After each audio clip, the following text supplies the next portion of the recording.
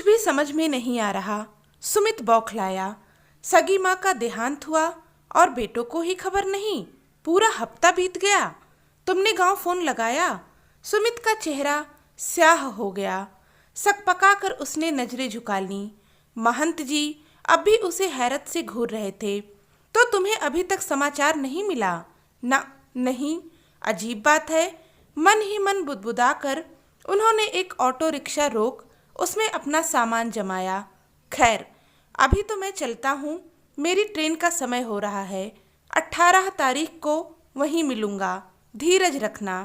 और उसकी पीठ थपथपाई। वह रवाना हो गए। सुमित कुछ क्षण बुद्ध बना खड़ा रहा। उसे अभी भी विश्वास नहीं हो रहा था। पीछे एक कार ने हॉर्न दिया। विचारों के भंवर से बाहर निकल सुमित ने स्कूटर स्टार्ट किया और उदास मन से घर की तरफ मुड़ गया। उसे अचानक आया देख श्लेषा घबरा उठी। पानी का ग्लास थमा चिंतित स्वर में पूछने लगी, तबीयत तो ठीक है ना? हाँ। फिर दफ्तर से इतने जल्दी कैसे लौट आए? श्लेषा। सुमित का कंठ सूख गया। माँ नहीं रही। ओह, कब? कैसे? 7 दिन हो गए। क्या? वह लगभग चीख पड़ी। 7 दिन हो गए और हमें खबर तक नहीं? किसने कहा आपसे? महंत जी ने। यहाँ किसी काम से आए थे। अकस्मात बाजार में मिल गए। मगर श्लेषा अचकचाई। अजीब बात है, आपकी माँ और आपको ही खबर नहीं। बड़े भैया का भी फोन नहीं आया। क्या उन्हें भी खबर नहीं मिली होगी? लगता तो यही है। भारी मन से फोन उठाकर उसने आनंद भैया को फोन लगाया। खबर सुनकर आनंद को भी बेहद आश्चर्य हुआ। कमाल है, इस बात की सूचना क्यों नहीं दी गई हमें? आजकल तो गांव-गांव में एसटीडी की सुविधा भी है। कहीं महंत जी को गलत समाचार तो नहीं मिला है? नहीं भैया, छोटी बुआ जी ने स्वयं उनको फ़ोन किया था। महंत जी के बेटे की शादी 10 दिनों पूर्व हुई थी, इसलिए दाह संस्कार में वे नहीं जा पाए। कह रहे थे अब 11वें पर जाएंगे। कुछ भी समझ में नहीं आ रहा। आनंद बौखलाया। सगी माँ का देहांत हुआ और बेटों को खबर नहीं। पूरा हफ्ता बीत गया। गांव फोन लगाया? किसको लगाता? वहाँ किसी का नंबर भी तो नहीं मालूम। आपको मालूम है? फिर इस खबर की पुष्टि कैसे करें? दीदी को फ़ोन लगाकर पूछें। हंसेंगे नहीं वे लोग हम पर? ऐसा करते हैं। कुछ सोचकर आनंद ने उसे फ़ोन रखने को कहा। दूसरे ढंग से पूछते हैं। और सुमित के फ़ोन रखने के बाद आनंद ने अपनी पत्नी को कुछ समझाया। फिर मेघना ने आनंद की बहन बेला को फ़ोन लगाया और उधर से फ़ोन उठाने पर मेघना ने पूछा, हेलो, मालती हैं? मैं उनकी सहेली सेवंती यहाँ पास के गांव आई थी। सोचा मिल। क्या? कब? ओह, अच्छा अच्छा। और फ़ोन रख दिया। आनंद सिर पकड़कर बैठ गया। खबर सच्ची थी, मगर उन्हें मिली क्यों नहीं? सब रिश्तेदारों को मिल गई, सिर्फ उन्हें ही नहीं दी गई। सगे बेटों को? सारे रिश्तेदार आए होंगे। उस दिन भी दोनों बेटों को जब अनुपस्थित पाया होगा तो उफ, कितनी छीछा लेदर हुई होगी। अपने आप को अपमानित महसूस कर आनंद की गर्दन झुक सी गई। सुमित को फ़ोन से सूचित कर वह जाने की तैयारी में जुट गया। 4 घंटे बाद की ट्रेन थी। 12 घंटे का सफ़र था। रास्ते भर इसी उधेड़ बुन में रत रहा। सीट पर बेचैन सी पहलू बदल रही मेघना ने नथुने फुलाते हुए आशंका प्रकट की। मुझे तो गहरी साजिश लगती है। कैसी साजिश? माँ जी के गहने हड़पने की? मैं समझा नहीं। अरे सीधी सी बात है, हम सब पहले पहुँच गए होते तो माँ जी के गहने हम दोनों बहुओं में बंटते। लेकिन अब ना पहुँचने पर कर लिए होंगे किसी ने कब्जे में। किसने? उसी ने जो हफ्ते भर से आकर जमी बैठी है। घृणा से मेघना का स्वर विशैला हो गया। आनंद ने कोई जवाब नहीं दिया।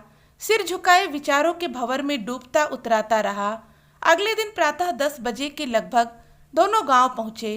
पिताजी बाहर बैठक के एक कोने में उदास गमगीन बैठे थे। सामने रिश्तेदार भी शोकाकुल बैठे थे।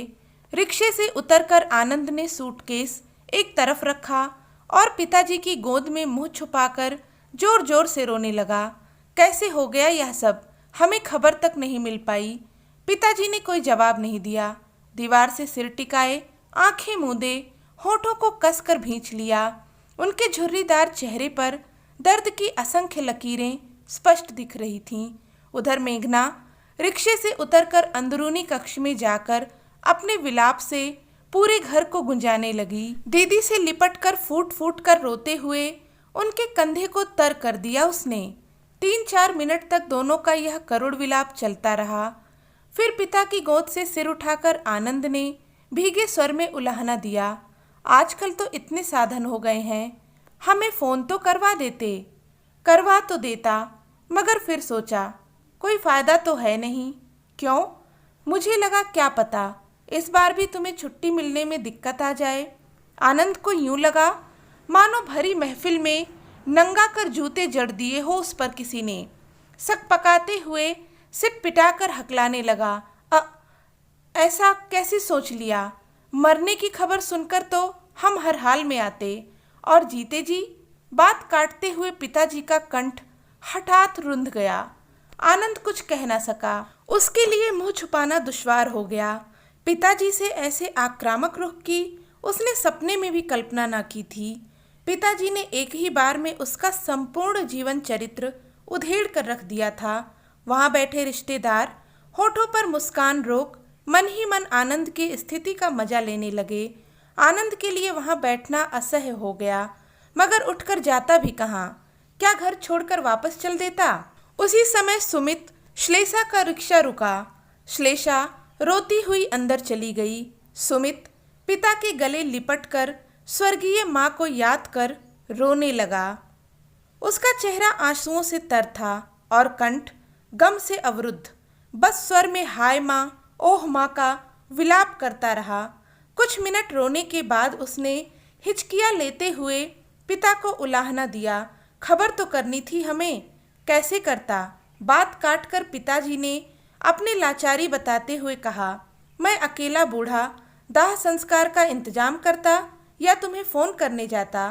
किसी को भी कह देते, ऐसे वक्त तो हर कोई सहयोग करने आ जाता है। सब कहने की बातें हैं बेटा। ठंडी सांस लेते हुए पिताजी ने सवालिया निगाहों से कहा, आज के ज़माने में लोगों को अपनों के लिए ही समय नहीं मिलता तो परायों के लिए कौन खटता है। सुमित सकपका गया। वह समझ नहीं पाया कि पिताजी वास्तव में जमाने की शिकायत कर रहे हैं या बेटों पर कटाक्ष। अचकचा कर उसका मुंह देखता रह गया वह। पिताजी मुंह फेर कर बाहर सड़क की तरफ देखने लगे। सुमित के लिए वहां बैठना असह्य हो गया। रिश्तेदारों की मुख मुद्रा तो उसने पहले ही भांप ली थी। वे सब दबी छुपी व्यंग्यात्मक मुस्कानों से उसकी स्थिति का आनंद ले रहे थे। सुमित के तन बदन में आग लग गई। मन तो हुआ पिताजी से पूछे कि माँ के मरने पर 8-10 घंटों के अंदर ही सारे रिश्तेदार आ गए थे। किसने किए थे इन सबको फ़ोन? क्या इसी तरह हमें भी फ़ोन नहीं किया जा सकता था? किंतु पूछने की हिम्मत न कर सका। वहाँ उसका अब दम घुटने लगा था। बेला दीदी से मिलने का बहाना कर वह उठा और पीछे पीछे आनंद भी चल दिया। अंदर बेला तीनों बुआओं के संग किसी कार्य में व्यस्त थी। बेला दीदी के हाथ में कोई लिस्ट थी और तीनों बुआ सामने रखा सामान उसके अनुसार मिला रही थीं। मेघना श्लेषा एक और उपेक्षित सी बैठी थीं। कमरे में प्रवेश करते वक्त सुमित ने सोचा, बेला दीदी दोनों भाइयों को देखते ही दौड़ती हुई उनके गले लिपटकर फूट फूट कर रो पड़ेगी। फिर वे दोनों भाई उसे सांत्वना देंगे, किंतु ऐसा कुछ भी नहीं हुआ। बेला ने एक क्षण के लिए उचटती नज़र उन पर डाली और पूर्ववत अपने कार्य में व्यस्त हो गई। तीनों बुआओं ने भी बेला का अनुसरण किया। आनंद सुमित कटकर रह गए। चुपचाप मेघना श्लेषा के पास आकर बैठ गए। चारों को एक एक पल काटना दूभर हो रहा था। कुछ समय तक माँ के बारे में इक्का दुक्का प्रश्न पूछते रहे। फिर स्नान आदि करने का बहाना कर चारों वहाँ से भी उठ खड़े हुए। उनके जाने के बाद एक लंबी सांस ले बेला ने लिस्ट नीचे रख दी। उनका मन माँ की याद में बुरी तरह तड़प रहा था। जिस रात माँ शांत हुई उससे एक दिन पूर्व ही बेला व छोटी बुआ वहाँ पहुँची थीं। रात 1:30 बजे के लगभग माँ को घबराहट होने लगी। पिताजी डॉक्टर को बुलाने जाने लगे तो माँ ने कसकर हाथ पकड़कर रोक लिया। पिताजी ने छुड़ाकर जाना चाहा, लेकिन माँ ने पुनः रोक लिया। वह अस्फुट स्वरों में कुछ बड़बड़ा रही थीं। संभवतः उन्हें आभास हो गया था कि बिछड़ने की बेला अब आ गई है। वह नहीं चाहती थीं कि अंत समय में जब प्राण निकलें तो पति भी सामने ना रहें। इधर पिताजी डॉक्टर को बुलाने जाते, उधर उनके प्राण। अवश्य पिताजी को ही रुकना पड़ा। माँ की ऊर्ध्व सांस चलने लगी थी और पिताजी बेबसी से अपनी जीवन सहचरी को मौत के मुंह में जाते देख रहे थे। भरा पूरा परिवार है, दो दो कमाऊ बेटे बहू हैं, पोते पोतियां हैं, मगर साथ रहने वाला कोई नहीं। काश इनमें से कोई तो यहाँ होता। भावा अतिरेक में उनके नेत्र छलछला आए। कुछ क्षणों के बाद उन्होंने अपने मन को स्थिर किया और ठाकुर जी की मूर्ति के पास रखी गंगा जल की शीशी व तुलसी उठाई। फिर तुलसी के पत्ते माँ के मुख में रख चम्मच से गंगा जल पिलाने लगे। गीता का 5वां अध्याय उन्हें बचपन से कंठस्थ था, उसका पाठ करने लगे। माँ तुलसी व गंगा जल का पान करती, गीता का श्रवण करती रहीं। बेटों से एक बार मिल लेने की कसक उनके मन को अंतिम क्षणों तक चुभ रही थी। पिताजी ने पिछली माह दोनों को फोन किया था, किंतु दोनों बेटों को आने को फुर्सत नहीं मिली। यह आस मन में संजोए लगभग 8-10 मिनट वे पिताजी की बाहों में तड़पती रहीं।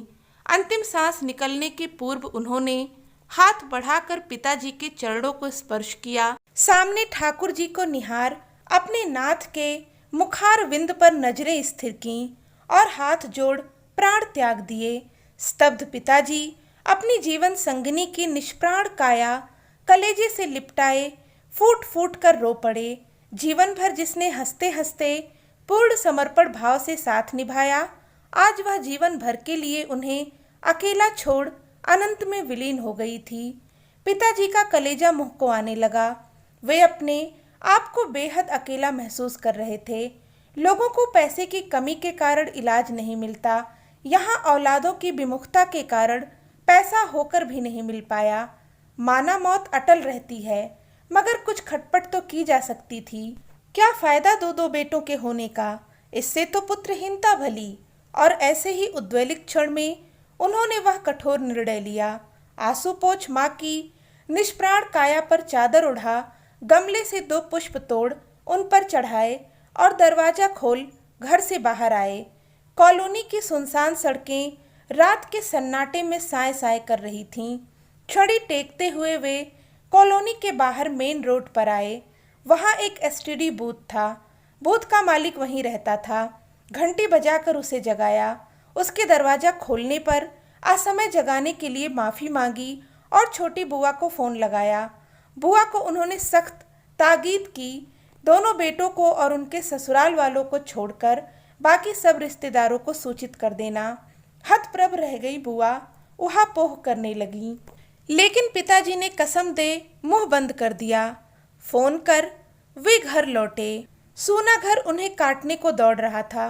छोटी बुआ पास ही गांव में रहती थी। आधे घंटे में फूफा जी के साथ वह मोटरसाइकिल से आ गई। आते ही पिताजी के गले लग फूट फूट कर रो पड़ी। पिताजी के मन की पीड़ा रोके नहीं रुक रही थी। वे भी बच्चों के समान बिलखने लगे। छुटकी, एकदम अकेला रह गया हूँ मैं। बुआ और फूफा जी उन्हें बाहों में भींच ढाढ़स बंधाते रहे। 2 घंटे बाद बेला अपने पति व बच्चों के संग आ गई। थोड़ी ही देर बाद बड़ी व मझली बुआ भी फूफा जी व बच्चों के संग आ गईं। घर में कोहराम मचा था। पिताजी को धीरज बंधाते हुए सबने समझाना चाहा, अच्छा लगेगा 2-2 बेटों के रहते कोई अन्य चिता को अग्नि दे। जीते जी क्या कम जला चुके हैं वे इसे, अब मरने के बाद क्या फर्क पड़ता है, कौन फूंक रहा है। पिताजी ने 2 टूक शब्दों में इनकार कर दिया। उनकी जिद के आगे सबको झुकना पड़ा। प्रातः 10 बजे तक और रिश्तेदार भी आ गए थे। 11 बजे महायात्रा आरंभ हुई। उन्हें मुखाग्नि पिताजी ने स्वयं दी। आनंद ने ठंडी सांस ली। शाम हो गई थी।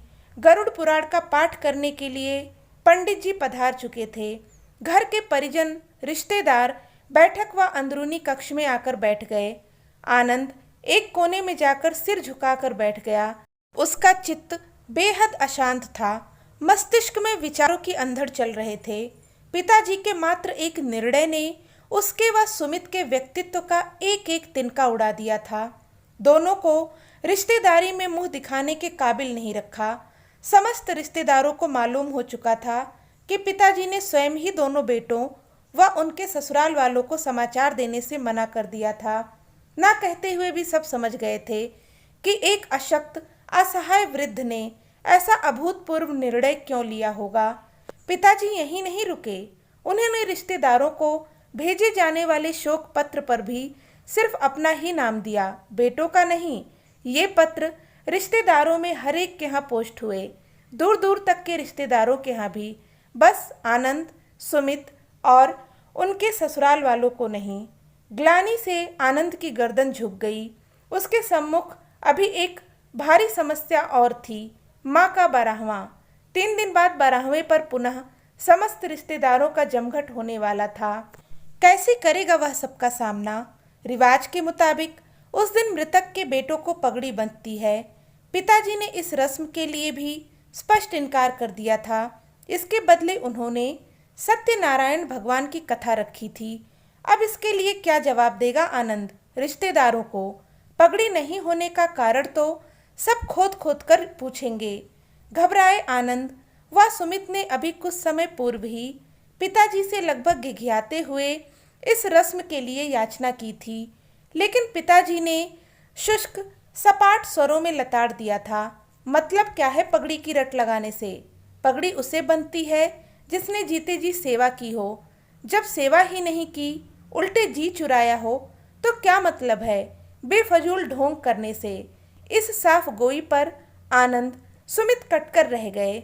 गरुड़ पुराण के बाद आनंद धीरे से उठा और किसी काम का बहाना बनाकर घर से निकला। फिर एक दूरस्थ कॉलोनी में जा वहां के एसटीडी बूथ से अपनी व सुमित की ससुराल फोन लगाया। संक्षिप्त में पिता की नाराजगी भी बतला दी। रिरियाते हुए गुहार की कि किसी तरह पगड़ी के लिए राजी करवा लें। अगली सुबह ही मेघना श्लेषा के माता पिता व अन्य परिजन भी टैक्सियों में भरकर बदहवास आए और हाथ जोड़कर माफ़ी मांगी, अनुनय विनय भी की। पिता के मुख पर अकड़ का कोई चिन्ह नहीं था। वे आत्मीयता पूर्वक उन्हें आश्वस्त करने लगे। आप व्यर्थ सोच विचार कर रहे हैं, मेरे मन में किसी के प्रति कोई शिकायत नहीं है। फिर हमसे क्या नाराजगी रही? हमें खबर क्यों नहीं की? ऐसा है। पिताजी के चेहरे पर कूटनीतिक मुस्कान उभरी। जिनके पत्र आते रहते थे कुशल क्षेम के, उनके नंबर थे मेरे पास। हड़बड़ी में वही खबर करवा सका। दोनों समधी कटकर रह गए। पिताजी ने बेहद सादगी से उन्हें उलाहना जो दे दिया था। एक क्षण चुप रह बड़े समधी ने बात संभालनी चाहिए। इन लोगों ने आपके साथ ऐसा व्यवहार रखा, हमें तो सपने में भी इस बात का गुमान नहीं था। आप यदि एक बार भी पत्र डाल देते। अरे मैं तो समझता रहा आप सब जानते होंगे। नहीं, मामला संभलता देख बड़े समधी में कुछ उत्साह जगा। हमें आभास तक नहीं था। अजीब बात है, पिता का स्वर थोड़ा भर्रा गया। बहुएं हर साल छुट्टियों में मायके पहुंच जाती थीं। आपने कभी पूछा नहीं कि वे सास ससुर के पास कब जाती हैं? सास ससुर की इच्छा नहीं होती अपने पोते पोतियों से मिलने की? दोनों समधी और उनके परिजनों को काटो तो खून नहीं। पिताजी ने कितने संक्षिप्त शब्दों में बहुओं की सेवाहीनता का दुखड़ा बयान कर दिया था। सबके सिर झुक गए। पिताजी की रुंधी आवाज़ अब थरथराने लगी थी। समधी जी, बेटी से माँ बाप यह तो जरूर पूछ लेते हैं कि सास ससुर का व्यवहार कैसा है, लेकिन कभी ऐसा क्यों नहीं पूछते कि तुम्हारा व्यवहार उनके प्रति कैसा है? समधियों के दिलो दिमाग में सैकड़ों घंटे बजने लगे। वे तो उल्टे खुशी होते थे कि उनकी बेटी को कोई झंझट नहीं है, स्वतंत्र है अपनी गृहस्थी में। लेकिन यदि उनकी बहू भी इसी तरह स्वतंत्र रहना चाहे तो वे कांप उठे। कुछ क्षणों की खामोशी के बाद दोनों समधियों ने अपने अपने अश्रुपूर्ण चेहरे ऊपर उठाते हुए कहा, अपनी बेटियों के व्यवहार के लिए हम क्षमा चाहते हैं। अब वे ऐसा कदापि नहीं करेंगी। खैर, इसे आजमाने की जरूरत नहीं पड़ेगी। पिताजी ने आदरपूर्वक उनके कंधों को थपथपाया। मैंने दूसरे इंतजाम कर लिए हैं और 12वें के दिन इन इंतजामों का खुलासा हुआ। कथा आरंभ होने से पूर्व बड़े फूफा जी ने घोषणा की, यह मकान पिताजी ने हाई स्कूल के छात्रावास के लिए दान कर दिया है। इसमें 16 छात्र रह सकेंगे। माँ के गहने बेच पिताजी ने स्कूल के संयुक्त नाम से एफडी करवा दी है। छात्रों से किराया और एफडी का ब्याज स्कूल व पिताजी की देखभाल अच्छी तरह कर लेगा। उनके बाद यह सब स्कूल का हो जाएगा। सुनते ही मेघना व श्लेषा शर्म से गड़ गईं। अभी तक अपने दुर्व्यवहार से उन्होंने सास ससुर के जीवन में जो अंधेरा किया था, उसकी कालिमा कालिख बनकर उनके सुंदर चेहरों पर पुत गई थी। तो दोस्तों, आज की यह कहानी आपके दिल को कितना छू पाई, हमें कमेंट करके ज़रूर बताइएगा। कहानी पसंद आई हो तो प्लीज़ इसे लाइक और शेयर ज़रूर कर दीजिएगा, और चैनल पर नए हैं तो सब्सक्राइब भी कर लीजिएगा। कहानी पर अंत तक बने रहने के लिए बहुत बहुत धन्यवाद।